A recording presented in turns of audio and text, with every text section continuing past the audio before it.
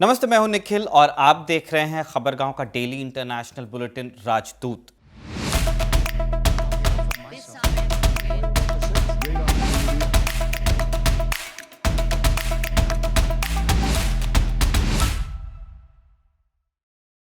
Australia के बॉन्डी बीच पर हुए आतंकवादी हमले में 15 लोग मारे गए हैं। घायलों का इलाज अब भी चल रहा है। दुनिया भर के नेता निंदा कर चुके हैं। इन सब के बीच ऑस्ट्रेलिया की एजेंसियां जांच में लगी हैं। पता लगाया जा रहा है कि क्या इसके पीछे कोई बड़ी साजिश थी या फिर ये डोमेस्टिक टेररिज्म का उदाहरण था। ये सब जांच में आगे पता चलेगा, लेकिन कुछ जानकारियां पब्लिक डोमेन में आती जा रही हैं, जैसे ये कि आतंकवादी साजिद भारतीय नागरिक था, उसका बेटा ऑस्ट्रेलियन था। 14 दिसंबर के हमले के बाद पुलिस ने उसे मार गिराया था। उसका बेटा नवीद अकरम गंभीर हालत में अस्पताल ले जाया गया था। इससे भी पुलिस की गोली लगी थी। ऑस्ट्रेलिया टुडे जैसे कुछ मीडिया संस्थान दावा कर रहे हैं कि नवीद अकरम अब खतरे से बाहर है। अगर जिंदा बच जाता है तो ऑस्ट्रेलिया की जांच एजेंसियों के पास एक मौका होगा उससे पूछताछ करने का कि यह हमला क्यों और कैसे हुआ।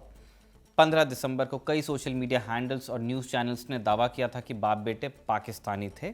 हमने भी उन कयासों के बारे में आपको बताया था कि वो पाकिस्तानी या अफगान हो सकते हैं, लेकिन हमने पुष्टि नहीं की थी।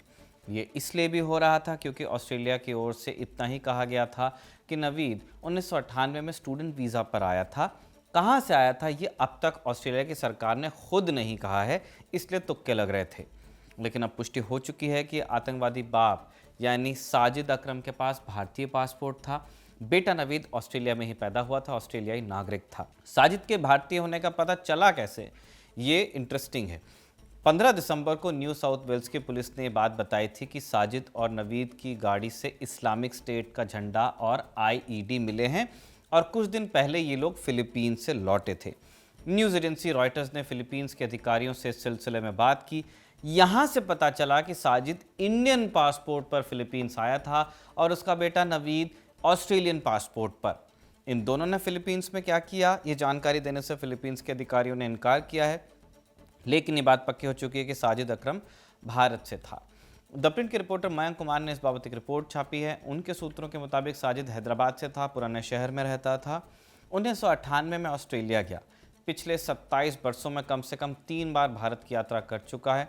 उसके परिवार के बाकी सदस्य अब भी रहते हैं यहीं। साजिद के दोनों भाई हैदराबाद में ही हैं। आखिरी बार 2022 में वो भारत आया था। क्या वजह थी, प्रिंट की रिपोर्ट में नहीं है। तेलंगाना पुलिस ने भी इस सिलसिले में एक डिटेल प्रेस नोट जारी किया। इसमें बताया गया है कि साजिद अकरम ने हैदराबाद में बीकॉम की डिग्री ली थी और काम की तलाश में वो ऑस्ट्रेलिया गया था। वहाँ जाकर उसने वेनेरा ग्रोसो नाम की एक महिला से शादी की। यूरोपियन मूल की महिला है और ऑस्ट्रेलिया में ही परमानेंटली सेटल हैं। साजिद अकरम के 2 बच्चे हैं, एक बेटा नवीद जो हमले में शामिल था और साजिद की एक बेटी है। दोनों बच्चे ऑस्ट्रेलियन सिटीजन्स। तेलंगाना पुलिस का कहना है कि साजिद 3 नहीं 6 बार हिंदुस्तान आया। पिछले 27 सालों में जो हैदराबाद में उसकी फैमिली थी उससे कम ही संपर्क में था। यहाँ तक कि 2009 में अपने पिता के निधन पर भी भारत नहीं आया था। एक बार प्रॉपर्टी डिस्प्यूट के चलते आया था। उसके परिवार वालों का कहना है कि साजिद कैसे कट्टरपंथी बना, इस बात की उन्हें कोई जानकारी नहीं है। इस मसले पर एक और रिपोर्ट पब्लिश हुई है द न्यूज़ मिनट पर।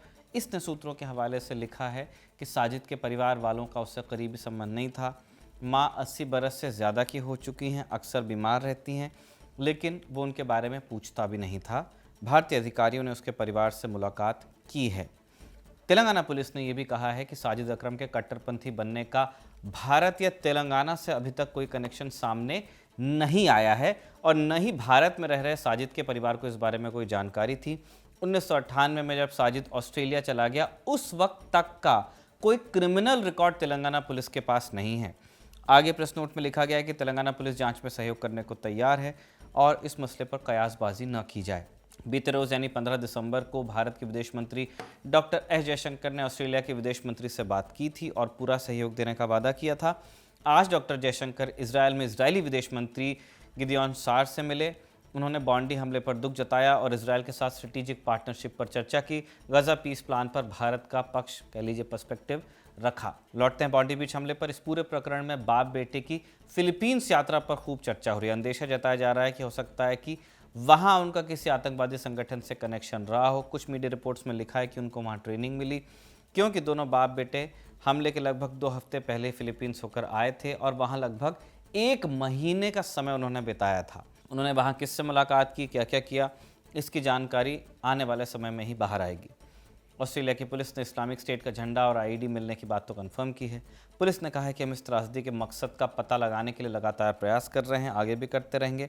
हमें जांच के लिए समय दिया जाना चाहिए। एक और अपडेट इस पूरे विवाद के हीरो अहमद अल अहमद से भी जुड़ा है। उन्होंने अपनी जान जोखिम में डालकर आतंकवादी से बंदूक छीनी थी। उसी दौरान उनके हाथ और पैर में गोली लगी थी, जिसके बाद वो अस्पताल में भर्ती है। अब उनकी हालत स्टेबल है। ऑस्ट्रेलिया के प्रधानमंत्री एंथनी अल्बनीज़ ने उनसे मुलाकात की है और उन्हें नेशनल हीरो बताया है। अहमद के लिए एक ऑनलाइन डोनेशन ड्राइव भी चलाया गया, जिसमें महज 24 घंटों में 1.3 मिलियन ऑस्ट्रेलियन डॉलर इकट्ठा हो गए थे। ये रकम भारतीय रुपये में लगभग 8 करोड़ रुपए होती है। 15 दिसंबर के राजदूत में हमने इस हमले से जुड़ी और जानकारियां दी थी। अगर आप वो शो देखना चाहते हैं तो उसका लिंक हम डिस्क्रिप्शन में डाल रहे हैं। ये वाला चैप्टर यहीं तक। इससे जुड़ा कोई दूसरा अपडेट आता है तो हम आप तक पहुंचाएंगे। अब एक दूसरी खबर आपको बताते हैं। टैक्स बचाने के लिए लोग क्या क्या नहीं करते। छोटा मोटा टैक्स बचाना हो तो कुछ एक्स्ट्रा बिल और वाउचर्स लगाते हैं। फिर अगर आदमी अवैध कमाई कर रहा हो तो वो कैश से लेन देन करता है। बैंक में पैसे जमा नहीं करता, क्योंकि बैंक वाले पूछते हैं कि भाई इतना कैश आप क्यों लेकर आए हैं। उस पर टैक्स लेते हैं तो जांच बैठने का डर रहता है। फिर आदमी ज़्यादा ही अमीर हो तो टैक्स बचाने के लिए पैसा विदेश भेजने की कोशिश करता है। शेल कंपनियां बना लेता है, जैसे बड़े बड़े लोग बताते हैं। नई कंपनियां बनाकर बोल देता है कि एम्प्लॉयज़ को सैलरी में दे रहा हूँ, मेरा पैसा नहीं है, कंपनी का है। बहुत लोग करते हैं ये सब। अब ये जो 2-4 तरीके हमने बता दिए वो आपने फिल्म्स में, टीवी सीरीज़ में हो सकता है देखे हों, लेकिन आज हम जिस शख्स की कहानी आपको सुनाने जा रहे हैं उसने टैक्स बचाने के लिए एक ऐसा तरीका निकाला है जिसने पुलिस प्रशासन सबको चौंकाया। अब पुलिस केस बनाना चाहती है, लेकिन उस आदमी ने ऐसा लूप होल निकाला है कि केस बन ही नहीं पा रहा है, और इस तरह वो अब तक लाखों पाउंड का टैक्स बचा चुका है।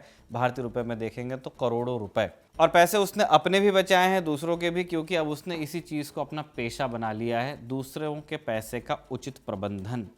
टैक्स फ्रॉड भी कह सकते हैं आप क्लासिकल सेंस में, लेकिन बड़े स्मार्ट तरीके से। ये कहानी है लंदन के 79 बरस के टेरी बॉल की। टेरी का यूनिक तरीका ये है कि वो घोंगे पालकर लोगों का टैक्स बचाते हैं। खाली पड़ी इमारतों में घोंगे पालने का धंधा करते हैं और इसे कंपनी की शक्ल दे देते हैं।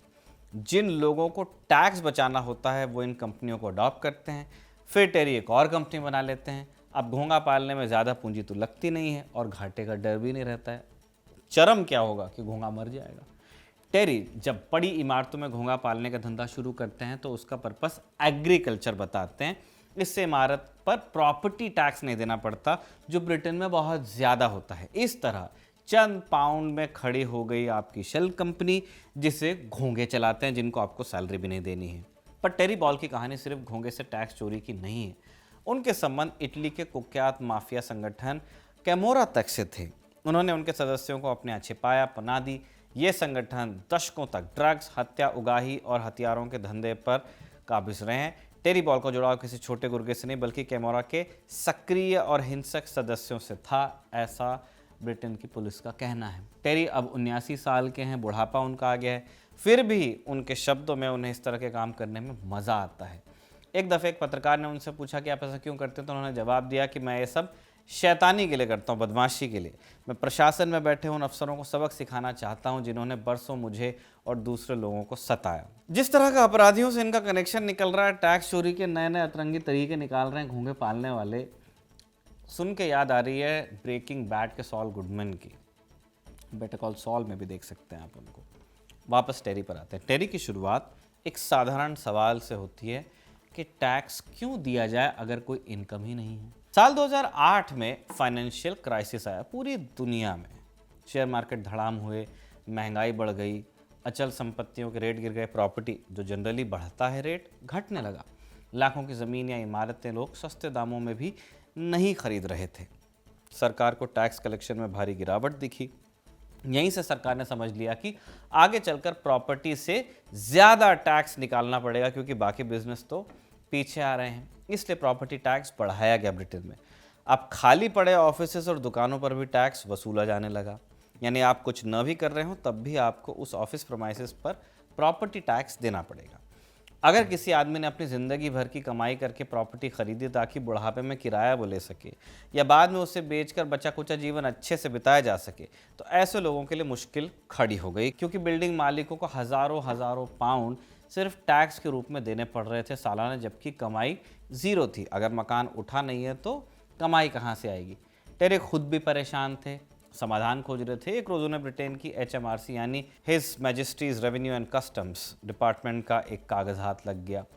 कोई खुफिया कागज़ नहीं, उसमें टैक्स के नियम कायदे समझाए गए थे और टेरी उन नियमों को पढ़ने लगे। एक प्रावधान में लिखा था कि अगर आप किसी भी प्रकार के मॉलस्क पालते हैं तो आपके धंधे को फिश फार्म या एग्रीकल्चर बिजनेस मानते हुए छूट दी जा सकती है। अब ये प्रावधान मूलतः ऑयस्टर जैसे पानी के भीतर रहने वाले जीवों के लिए था, है ना। कोई ऑक्टोपस पालता है, कोई ऑयस्टर पालता है, लेकिन टेरी को क्लू मिल गया। अब बस उनको कुछ डॉट्स जोड़ने थे। टेरी ने पहले मछली पालने के बारे में सोचा, लेकिन कमरों के अंदर मछलियों को पालना मुश्किल था, क्योंकि उन्हें प्रजनन के लिए अलग रखना पड़ता है और दफ्तरों में उतनी जगह नहीं होती है, महक। फिर उन्हें घोंगे पालने का ख्याल आया और ये बात फिर पक्की हुई कि वो इमारतों और दफ्तरों में घोंगे पालेंगे, क्योंकि कैटेगरी तो सेम है और इससे टैक्स बचाएंगे। टेरी ने सबसे पहले शेल कंपनी बनाई है, नाम जिसका सिर्फ रजिस्टर पर था। एक बटन उन्होंने दबाया, ऑनलाइन रजिस्टर, 35 पाउंड खर्च किए और कंपनी उनकी हो गई। अब ये कंपनी किसी भी एक्टिव बिजनेस से जुड़ी नहीं थी, न ही उसकी कोई इनकम, न ही उसके नाम पे कोई संपत्ति थी। बस रजिस्ट्रेशन के डॉक्यूमेंट्स थे जिसके जरिए वो बिल्डिंग के मालिक के साथ टैक्स एग्जेम्पशन के लिए दावा कर सकते थे। टेरी ने खाली पड़े ऑफिसेस के मालिकों को समझाया कि यदि वो घोंगे रखने दे वहाँ पे तो उन्हें प्रॉपर्टी टैक्स देना नहीं पड़ेगा। अब लोग मान भी गए और टेरी का धंधा चलने लगा। इसके बाद टेरी ने क्या किया, एक बिजनेस मॉडल बनाया, लोगों को चार्ज करने लगे और कई बार बचे हुए टैक्स का 20% अपने कमीशन के रूप में लेने लगे। टेरी ने आगे जाकर क्रूसेडर ब्रांड नाम से अपनी एक सर्विस कंपनी बनाई और दफ्तर के मालिकों से वादा किया कि वो उनका 93% तक प्रॉपर्टी टैक्स बचा देंगे। टेरी ने घोंगों को रखने के लिए बॉक्स रखे और सावधानी से एक बॉक्स में सिर्फ 2 घोंगे डाले। ज़्यादा घोंगे होंगे तो उनके लिए फिर खाना भी ज़्यादा लगेगा। और एक समस्या घोंगों के साथ ये होती है कि अगर उन्हें खाना न दो तो वो एक दूसरे को खा जाते हैं। लंदन सेंट्रिक मीडिया के एक पत्रकार को इंटरव्यू देते हुए टेरी ने बताया था, snails love group sex and cannibalism, यानी घोंगे बहुत तेज़ी से प्रजनन करते हैं और एक दूसरे को भी खा जाते हैं, इसलिए उन्हें बड़ी सावधानी से रखना होता है। खाली पड़े दफ्तरों को स्नेल फार्म बताकर टैक्स बचाने का धंधा इस तरह चलने लगा। लिवरपूल शहर में इस तरह के कई फर्जी स्नेल फार्म शुरू हुए, लेकिन एक दिन पुलिस ने फिर रेड मारनी शुरू की और तब उन्होंने देखा कि फार्म वार्म कुछ नहीं है, बड़े बड़े बॉक्सेस में बस 2-2 घोंगे रखे हैं। यानी ये जानबूझकर किया जा रहा था, लेकिन पुलिस भी नियम से बंधी थी, इसलिए उन्होंने दफ्तर और इमारत के मालिकों को परेशान करना शुरू किया। पुलिस से बात नहीं बनी तो वहाँ की लोकल काउंसिल ने इन्वॉल्व होने की कोशिश की, है ना, जो नगर पालिका थी वहाँ की। लोकल काउंसिल ने ऐसे कई फर्जी फार्म बंद करवाए, लेकिन एक कंपनी बंद होती तो टेरी दूसरी शुरू कर लेते, क्योंकि इसमें ज़्यादा खर्चा होता नहीं था, 30-35 पाउंड। वेस्टमिंस्टर शहर में सबसे ज़्यादा ये स्कैम किया गया और इस तरह की कंपनियाँ कई लिक्विडेट भी की गई, लेकिन इसे बंद करवाने का कोई कानूनी आधार नहीं मिल रहा था। इसलिए वेस्टमिंस्टर सिटी की लोकल काउंसिल ने इस मुद्दे को ब्रिटेन की सरकार के पास भेजा कि आप लॉ चेंज कीजिए, ये आदमी रुक नहीं रहा है। उनका कहना है कि टेरी ने उनके इलाके में लगभग 3.5 करोड़ रुपए का टैक्स हजम किया है। अच्छा, ऐसा नहीं है कि शुरुआत में टेरी को कोई समस्या नहीं हुई।